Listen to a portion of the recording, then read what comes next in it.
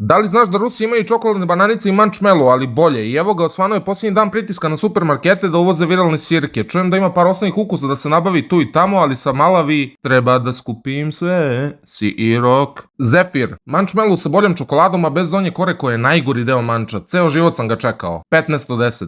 Sufle. Čokoladna bananica i sufle sa Temua. Da sam jeo s ukusom banane, a ne vanile, patio bih zaovek jer ni ovo ne uvozimo. Još uvek. 15 od 10. Sufle borovnica kupina. Pena koja nestaje ustima sa ukusom borovnice. Šta više čoveku treba u životu? Sem kuće, porodice i plate od koje ne preživljava nego živi. 17 od 10.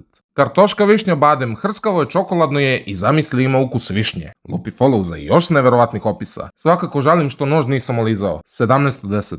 Sirok, malina, pistać, već sam rekao jednom i ponovit ću 1000 puta da sve što u sebi ima malinu i pistać ima mesto i u mom srcu. 17 od 10. Sirok, cimet, žitarice, nije bonžita, ne tripuj, cimet je blaga, zbog žitarice je tekstura nehomogena.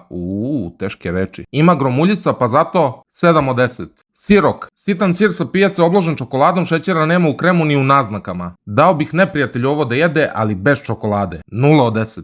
Cheesecake jagoda, ukusu sam ti time sve rekao, bolje od onih u našim marketima, te i u toj kategoriji 10, ali komparativno 8 od 10. Ovog puta nisam dublje ulazio u ukuse jer kapiram da su ti poznati i verujem da će i to biti dovoljno da zajedno pravimo pritisak na uvoznik. Čujem mene švercere.